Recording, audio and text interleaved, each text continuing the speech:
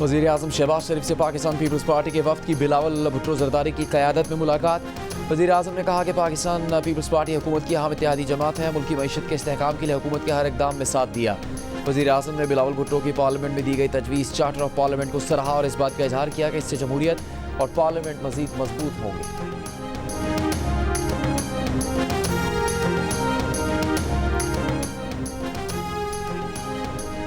वज़ीर आला खैबर पख्तूनख्वा अली अमीन गंडापुर ने पेशावर बार काउंसिल से खिताब में कहा है कि वो ना किसी के नौकर है ना गुलाम। आपको मेरी बातों का जवाब देना होगा, आप जवाब नहीं देंगे तो मैं और ऊंची आवाज़ में पूछूंगा। कहा कि 6 माह से एक वज़ीर आला कह रहा है कि उस पर 1 घंटे में 7 अजला में FIR दर्ज हुई। जहाँ FIR दर्ज हुई वो वहाँ नहीं थे, लेकिन किसी के कान पर जूं तक नहीं रेंगती।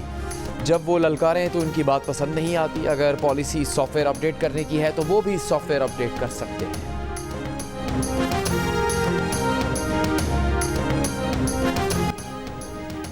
मौलाना फजलुर रहमान ने हुकूमत को एक बार फिर निशाने पर ले लिया। कहा ऐसी हुकूमत के साथ जाना आवाम के गैज़ व गज़ब को दावत देने के बराबर है। हुकूमती वजूद और इसके इक़दामात आवाम के मफादात से मुतसादिम हैं। मौलाना फजलुर रहमान से साबिक़ वफाकी वज़ीर मोहम्मद अली दुरानी की मुलाकात। मौलाना फजलुर रहमान ने कहा कि JUI अपोजिशन का हिस्सा है और रहेगी। आइन और जमहूरियत से मुतसादिम कानून साजी में हुकूमत किसी अपोजिशन जमात की हिमायत नहीं ले सकेगी।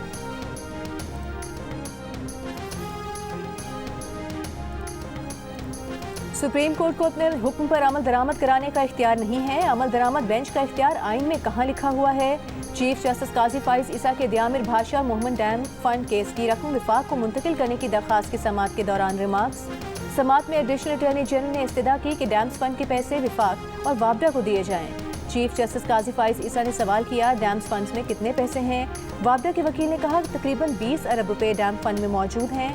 सुप्रीम कोर्ट ने रकम विफाकी हुकूमत को मुंतकली के मामले पर ऑडिटर जनरल पाकिस्तान को नोटिस जारी करते हुए समाअत 3 हफ्तों तक मुलतवी कर दी।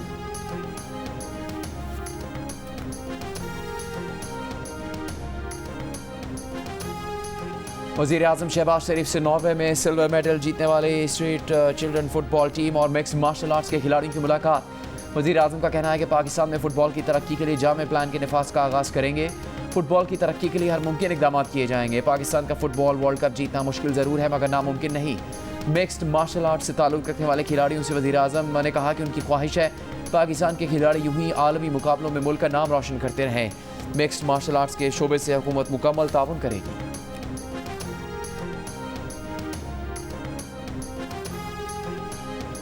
फैसलाबाद के इकबाल स्टेडियम में चैंपियंस वनडे कप की ट्रॉफी की रोनुमाई 5 टीम्स के कप्तानों और मेंटोर्स ने प्रेस कॉन्फ्रेंस की। मेंटोर्स का कहना था कि डोमेस्टिक क्रिकेट को अहमियत दी गई है, इससे इंटरनेशनल क्रिकेट में फ़ायदा होगा, खिलाड़ियों को अपनी सलाहियतें निखारने में मदद मिलेगी। कप्तानों ने कहा कि इवेंट से बासलाहियत खिलाड़ी सामने आएंगे। नौजवान खिलाड़ियों को अपनी कारकर्दगी दिखाने का बेहतरीन मौका मिला है। इफ्तिताही मैच में पैंथर्स और मार्कोर की टीम्स मद्दे मुकाबिल होंगी। मैच कल 3 बजे जियो सुपर से बराह रास्त नशर किया जाएगा।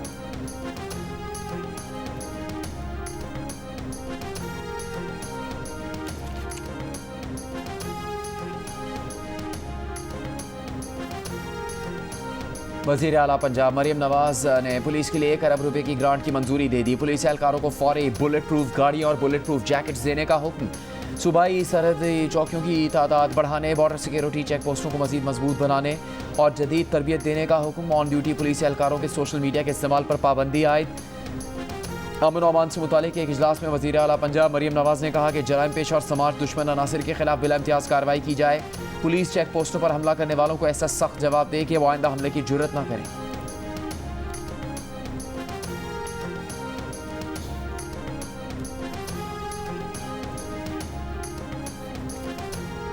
हुकूमत पंजाब की जानिब से इस्लामाबाद के सारिफीन के लिए 14 रुपये फ़ी यूनिट रिलीफ खत्म कर दिया गया। इस्लामाबाद के सारिफीन को सितंबर में रिलीफ नहीं मिलेगा।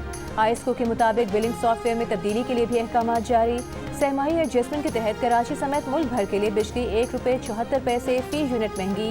बिजली अप्रैल ता जून 2024 की सहमाही एडजस्टमेंट की मद में महंगी की गई।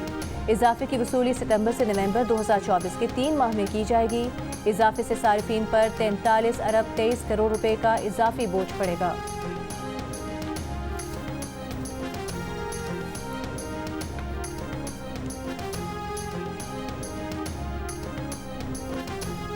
एक IPP ने रिटर्न ऑन इक्विटी को रजाकाराना 18% से कम करके 10% करने का ऐलान कर दिया। कराची में प्रेस कॉन्फ्रेंस करते हुए IPP के अहदेदारों का कहना था कि कीमत इसीलिए कम कर रहे हैं कि सारिफ बिजली खरीद नहीं पा रहा। वसी कौमी मफाद और सारिफ की क़ुव्वत खरीद को मद्देनजर रखते हुए बिजली की कीमत कम होनी चाहिए। 2021 में IPPs ने रेट ऑफ रिटर्न में 11% कमी की थी। एक मरतबा फिर बिजली की कीमत में कमी होनी चाहिए। IPPB ने अपनी पेशकश हुकूमत को भेज दी है। ट्रंप के इल्जामात, तकरार और दावे, कमला हैरिस के पुरएतमाद जवाब। ट्रंप दिफाई पोजीशन लेने पर मजबूर, बात को घुमाते नजर आए। अमरीकी मीडिया के सर्वे में 63% ने बहस में कमला का पड़ना भारी करार दे दिया। 37% ने ट्रंप को सराहा। बहस में ट्रंप ने कहा कि उन्हें किसी भी रिपब्लिकन सदस्य से ज्यादा वोट मिले। कमला हैरिस ने कहा कि ट्रंप को 8 करोड़ लोगों ने ओहदे से हटाया। ट्रंप ने जमहूरियत पर बदतरीन हमला किया। डोनाल्ड ट्रंप ने कहा कि उनके दौर में मुतवस्सित तबका खुशहाल था, महंगाई नहीं थी। कमला ने कहा कि ट्रंप के बायस हमें अमरीकी तारीख का सबसे बुलंद तिजारती खसारा मिला। ट्रंप की इस्काते हमल की पॉलिसी पर भी तनकीद। कहा ट्रंप इस्काते हमल पर पाबंदी लगाना चाहते हैं, ये अमरीकी खवातीन की तौहीन है। ट्रंप ने कहा कि अगर वो इक़्तिदार में होते तो हमास इसराइल जंग की नौबत ही ना आती, रूस यूक्रेन जंग ना होती। अफगानिस्तान में मामलात को बेहतर तरीके से हल किया। कमला ने कहा कि ट्रंप ने तालिबान से कमजोर तरीन डील की, लेकिन सदर बाइडन ने अफगानिस्तान से अमरीकी फौज वापस बुलाकर वो काम किया जो 4 से दूर ना कर सके।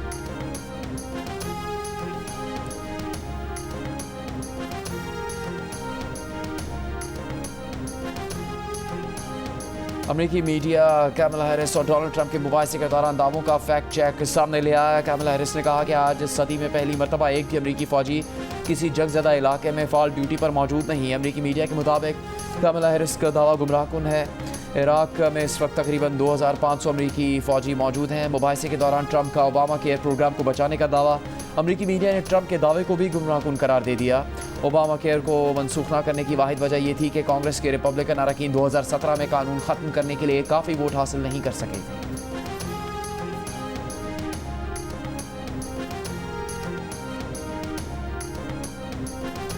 फैमिली पेंशन 10 साल तक महदूद, रज़ाकाराना रिटायरमेंट पर जुर्माना और फौजियों की पेंशन की शरह में 50% इजाफा। फाइनेंस डिवीजन ने पे एंड पेंशन कमीशन 2020 की सिफारिश पर विफाकी मुलाजमीन के पेंशन रूल्स में 3 अहम तरामीम कर दी। ऑफिस मेमोरेंडम के मुताबिक शरीक हयात की वफात या अहल न होने की सूरत में बाकी अहल फैमिली मेंबर्स की पेंशन की मुद्दत को ज़्यादा से ज़्यादा 10 साल तक महदूद कर दिया गया।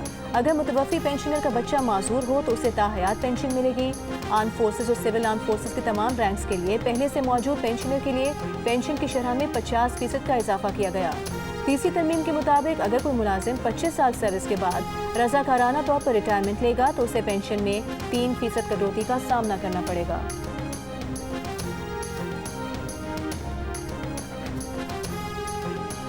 मुखबिर की वापसी पर केस खत्म नहीं हो जाता। इस्लामाबाद हाई कोर्ट की बाजियाब होने वाले फैजान को अदालत में पेश करने और शामिल तफ्तीश करने की हिदायत।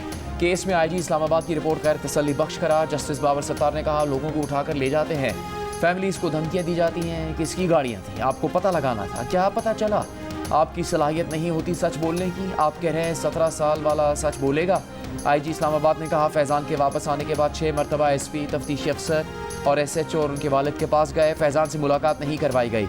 अदालत ने हसास इदारों से मोबाइल नंबर्स और गाड़ियां ट्रेस करने से मुतालिक रिपोर्ट 7 दिन में तलब कर दी।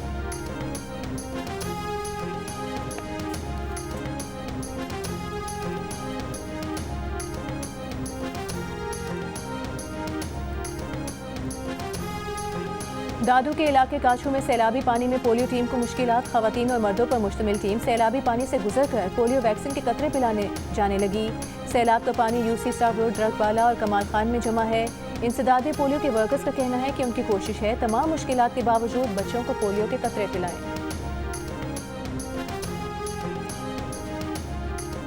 बाजौड़ में पोलियो टीम पर नामालूम अफराद की फायरिंग। पोलियो वर्कर और सिक्योरिटी पर तैनात एक पुलिस एहलकार जाँ बहा। पुलिस का कहना है कि मुलजिमान की गिरफ्तारी के लिए इलाके में सर्च ऑपरेशन जारी है। जाली अकाउंट्स केस के मुलजिम डॉक्टर दिनशा को बेटी की शादी में शिरकत के लिए बैरून मुल्क जाने की इजाज़त मिल गई। सुप्रीम कोर्ट की 2 माह में वतन वापस आकर पासपोर्ट ट्रायल कोर्ट में जमा कराने की भी हिदायत। जस्टिस शहजाद मलिक ने कहा कि जमानत के फैसले में पासपोर्ट सरेंडर करने का हुक्म दिया गया था। सुप्रीम कोर्ट 3 साल बाद अपने फैसले पर कैसे नजरसानी कर सकती है? वकील फारूक नाइक ने कहा कि नजरसानी नहीं बल्कि बेटी की शादी में शिरकत के लिए एक दफ़ा बैरून मुल्क जाने की दरख्वास्त कर रहे हैं। नायब प्रोसिक्यूटर ने कहा कि डॉक्टर दिनशा को एक मरतबा बैरून मुल्क जाने की इजाज़त देने पर एतराज़ नहीं है।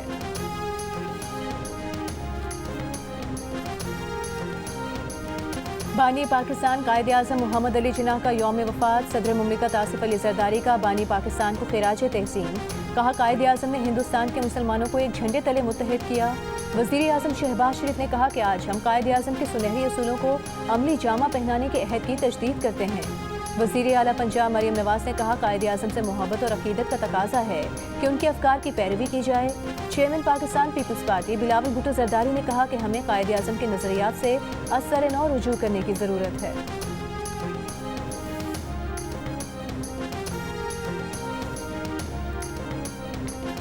गवर्नर और वज़ीर आला सिंध की मज़ार इकायत पर हाज़िरी फूल चढ़ाए फातह खानी की। मीडिया से गुफ्तगू में वज़ीर आला मुराद अली शाह ने कहा कि इरसा एक्ट पर सिंध के अवाम की राय का असम्बली अरकान एहतराम करेंगे। अवाम की जो राय है हुकूमत वही करेगी।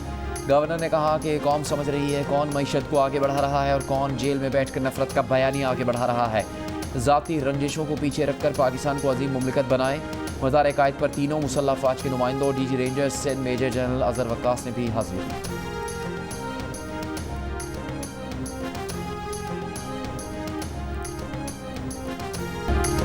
बिजली के बिलों में इजाफा करके हुकूमत आवाम से कुर्बानी मांग रही है। वज़ीर आज़म सुन लें, हुकूमत ने रिलीफ ना दिया तो आवाम महंगी बिजली और गैस के बिल अदा नहीं करेंगे।